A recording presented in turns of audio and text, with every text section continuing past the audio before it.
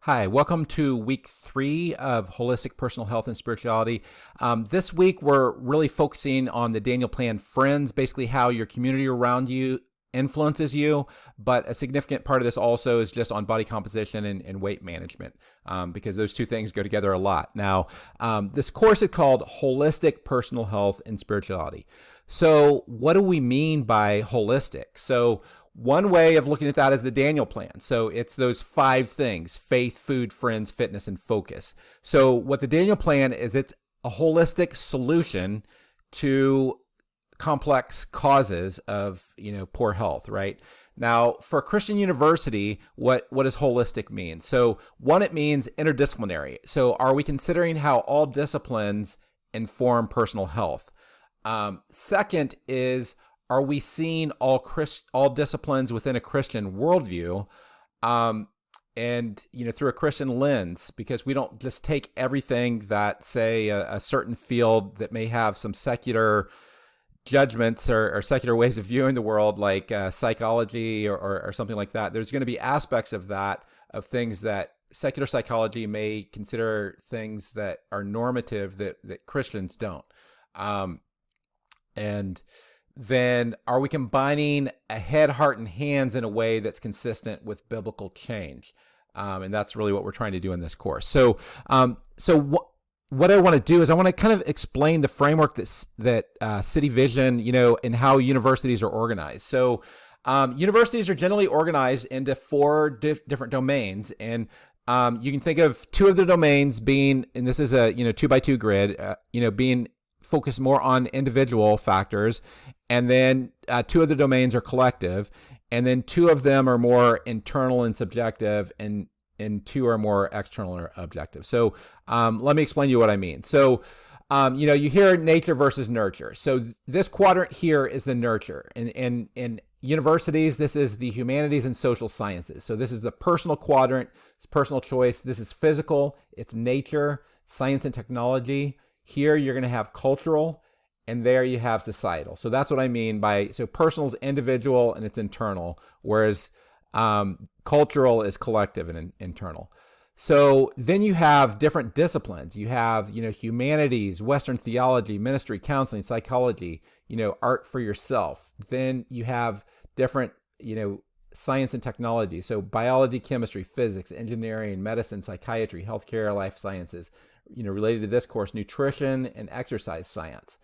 And then you have different cultural, disciplines. So gender studies, cultural studies, anthropology, ethics, non-Western religions and theology, music, worship, art for others, kind of performance art. And then societal, you have kind of the micro level, organizational and business management, microeconomics. Then you have macro level, so sociology, law, political science. And this is how universities are organized. So whenever we talk about being interdisciplinary, how do all of these disciplines inform personal health? Now, within a Christian university, we're also saying all these disciplines are interpreted through the lens of a Christian worldview. Now, that's what we want to do here in this course, is we want to say, all these things, how do they, and some of them don't have a whole lot to say about personal health, right? But some of them do, and we want to consider how they work. So that's what we mean by, holistic interdisciplinary approach. Now, the average nutrition course, I talked to a friend of mine. He said, yeah, I took nutrition in undergrad. It didn't do anything for me. It didn't change a single thing in my life. I just learned some facts. So what it is, it's a cognitive approach to nutrition science and exercise science. Okay, that's interesting, but if it's not bringing change, that's really the goal of the course. So that's not what we're trying to do. So so let me get more specific, because all this may sound very theoretical. So let me go and take this 4-quadrant holistic approach to understanding the causes of poor health. So on a personal level, you got personal choices on health: shopping, food you keep at home, healthy or unhealthy habits, lack of time, lack of money to invest in health, personal stress impact on health, misalignment with God's priorities, a theology that devalues your physical body. So all those things can be causes of poor health. And then, over here you have nutrition science, exercise science, medical treatments, hereditary disposition, nutrigenomics, and we have a video that talks about that. That's the intersection of how what you eat connects with your genes. And the example they say is that I can't remember whether the food's the bullet or the food's the gun. I think your genes are the gun and the food's the bullet. So, it takes both of those things. And then you get into things like personalized medicine. And then, culture. So you can have cultures where poor health habits are the norm. I mentioned I'm from Kansas City, and, we took pride in how unhealthy, we ate. And then unhealthy food promoted in the mass media. I watch ads and then I just feel like I got to eat a tub of Ben and Jerry's or go run to McDonald's or, whatever. Culture and media promoting sedentary habits, TV, video games, social media. We have a whole course on this: technology, life balance, and behavioral addictions. If you're spending a lot of your time, watching TV, playing video games, on social media, that's time that you're not spending, moving around that could be improving your health. And then churches that focus on negative health effects of smoking and drinking while ignoring food. That's a part of culture. We like to point out the sins of others. We don't like to point out our own sins. It's kind of the thing that all Christians like to do, right? So, and then societal, one of the things we talk about in this course is what's called food deserts. You might live in an inner city area where the nearest healthy place, is miles away to go shopping for food. But, one of the staff that work for me, whenever we're, in the hood in Boston, he got all his food at a dollar store because it was right next to him. And he was in a food desert and he didn't have a car. So, lack of affordable health food. So, dollar store is great because it's all costs $1, right? So, highly affordable, accessible, junk food or fast food. You have food industry influence on government standards. Thank you for making ketchup a vegetable. You can have a limited physical environment for exercise. Whenever I lived in the hood in Boston, I remember sometimes I would go running and people would say, "What are you running from?" Because people just didn't go running. And it was hard to run because there's an intersection every couple feet and there's a lot of traffic and it just wasn't that safe to run. Then you have economic injustice, so lack of living wage jobs and, things along those lines. So these are all factors, and these aren't, what can happen is individuals will just say, you know what, I'm going to blame it on my genes, or I'm going to blame it on, the culture, or I'm going to blame it all on society. That's not what this is about. This is about understanding the causes so then you can actually get solutions that are related to those causes. Now, I'm using the framework that we use here at City Vision. In the field of public health, what they call this is they call it a socio-ecological model. And we're going to go into this a little deeper. If you want, you can pause on this because this has a lot of great resources about all these different levels. So, our personal quadrant's really this individual. And then our cultural quadrant really covers this, relationships, the organizations, the communities, and our structural quadrant, really covers this. But you can look at all the different factors that influence health and, look at these. And these are all factors that these are important. And it's not that we want to just blame it on things that's out here.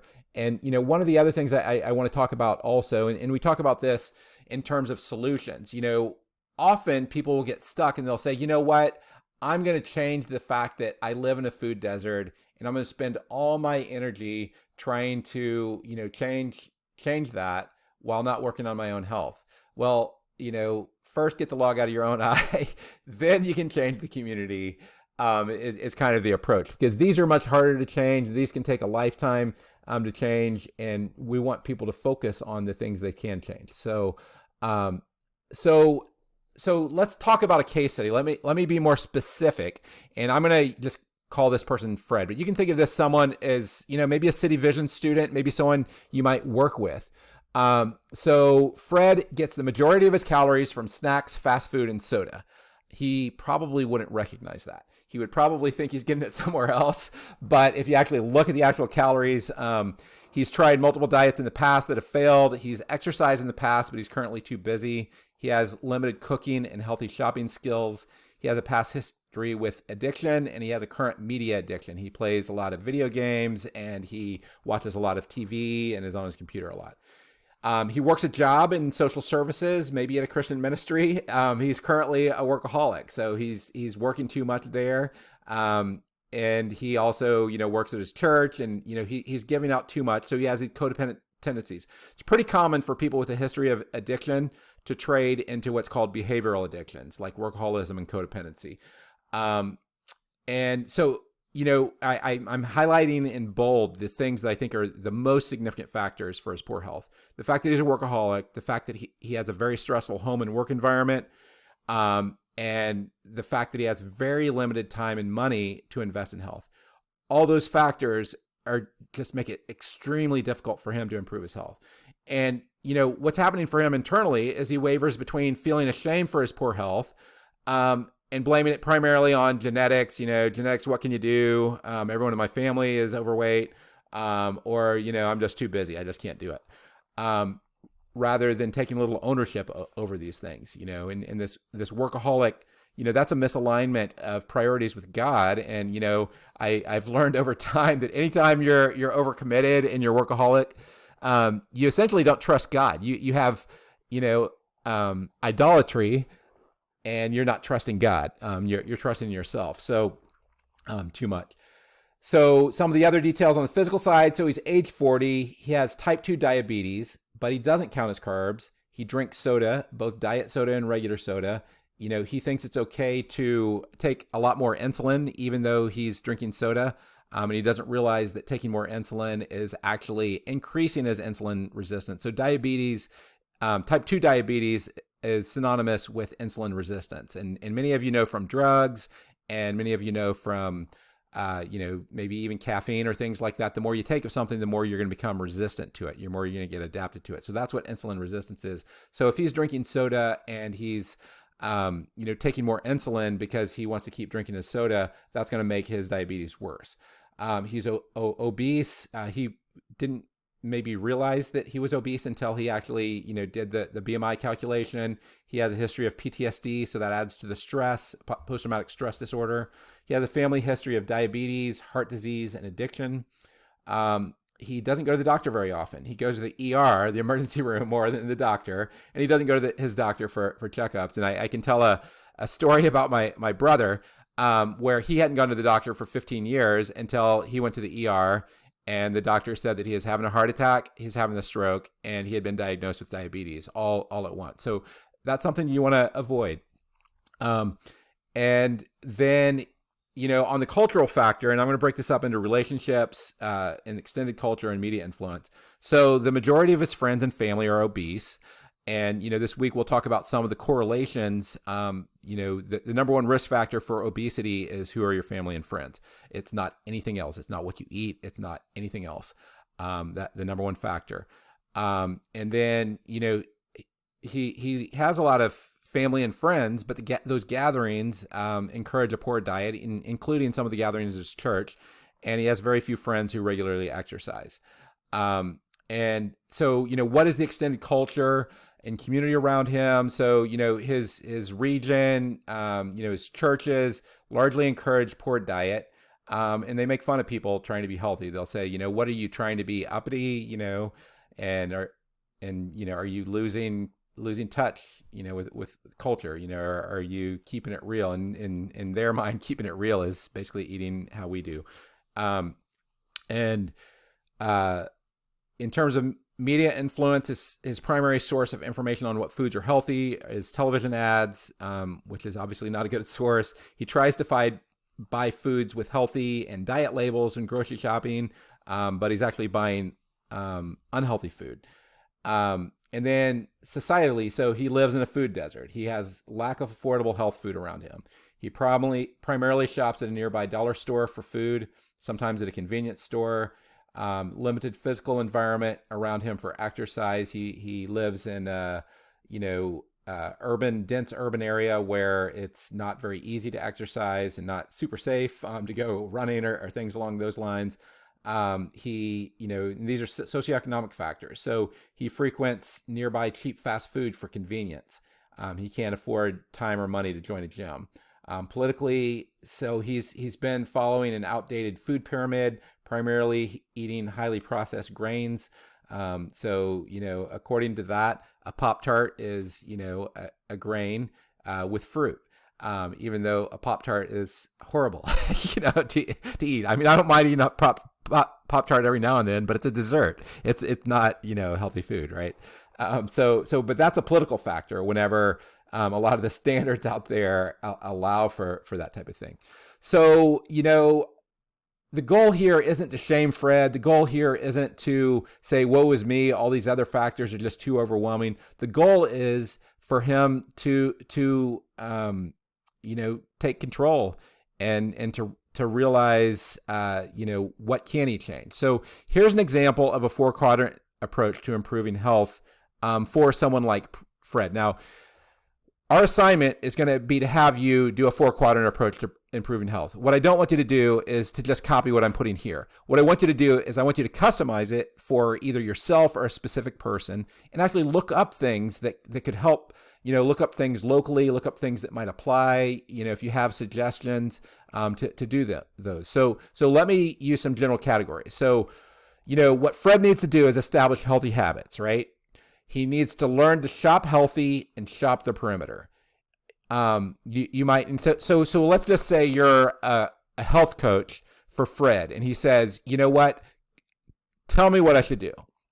And this is what you recommend to him. Now, he may not do all these things. So avoid all sugary drinks and diet drinks. Hide unhealthy foods at home. You say to Fred, you know what, Fred, you're working 50 hours a week, plus you're volunteering 20 hours a week for your church. What you need to do is you need to cut down your work hours, have a conversation with how work's affecting your health with your boss.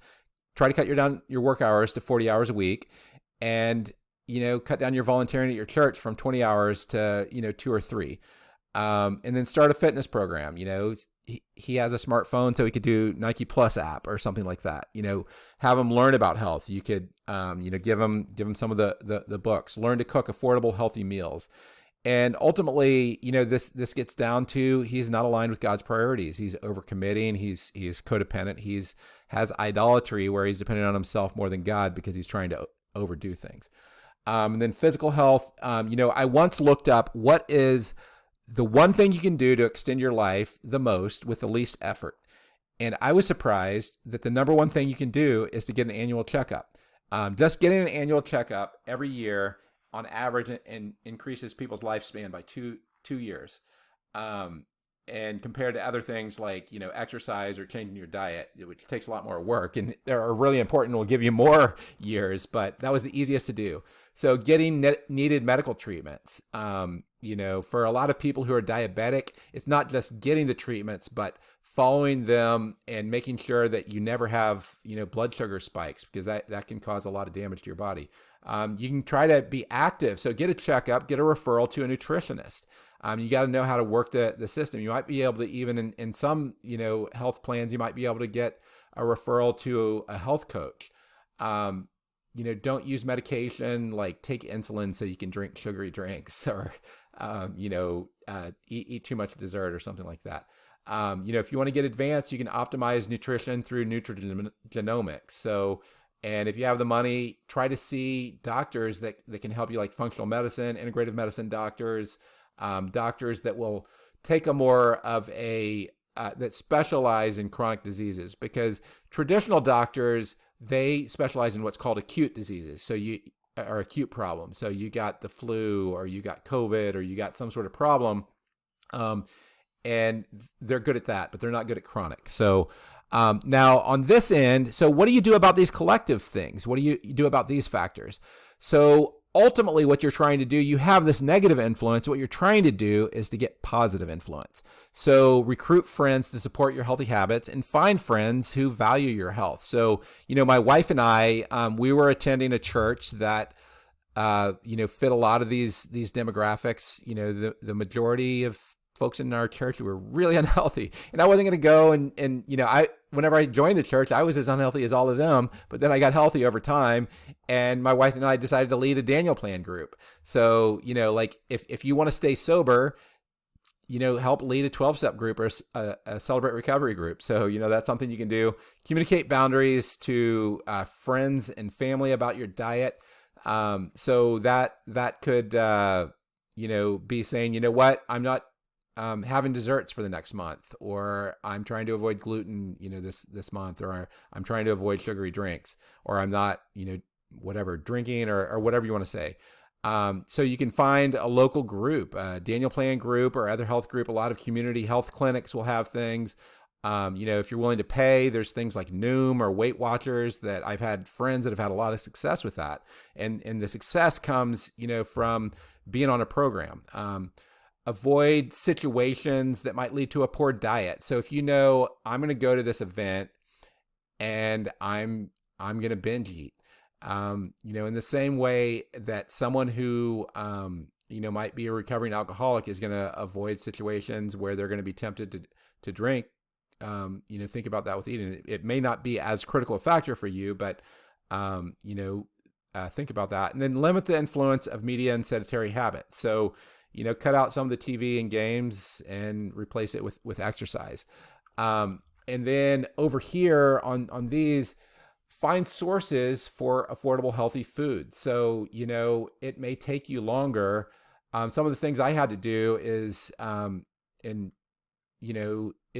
I can't go to the grocery store every week, but I could buy more in bulk, especially frozen things. A lot of people, and I didn't realize this, that frozen vegetables are generally good. Just about most vegetables can be, frozen, and they'll keep for a long time. So that way you don't have to shop as often, and stock up on, healthy meats and healthy other things that you can put in the freezer. But find places that are affordable. Some of the chains that are out there that are more affordable, that do have healthy options, and depending on where you live, Aldi, Trader Joe's, Sprouts. But then there's some places that are, even more affordable. Sometimes co-ops, food pantries, farmers markets. And, if it's farther from you and it's harder to do, then find a way to, store up more. Follow the Daniel Plan plate or something similar. Find affordable, convenient fitness options that fit you. So, Nike Plus app or, 7-minute workout. One of the big factors, if the driving thing, in the case study I'm talking about, is not enough money, well, part of what, he can do is to work on a long-term plan to increase his income by getting an education and then allow more time and money to focus on health. And, if your physical environment's problematic, if you get that increased income, you might be able to relocate and live somewhere where it is less problematic. If you're living in a high-rise 40-story apartment and you're surrounded by just concrete everywhere, it may be hard to find, to go running, right? For example, now you could do the Nike Plus exercises just about anywhere, right? So anyway, hopefully all those are good ideas. So what you should be doing in your assignment is you do this, come up with things that are more specific, come up with, context, provide links. Think of this, if you're doing it for someone else, as a coach, if you're doing it for yourself, come up with specific ideas. So if you're saying, I'm going to learn to cook more affordable, healthy meals, get websites and say, I'm going to follow this. Or, if I'm going to, later in, I think week 4 or 5, you're going to do something around exercise and, come up with specific ideas. But the idea is, think about all of these quadrants as you're coming up with plans, and you'll get more effective plans. So hopefully this is all helpful for you, and hopefully this will be helpful for you as you're working with other people and improving your own health. So if you have any questions, please ask your faculty member.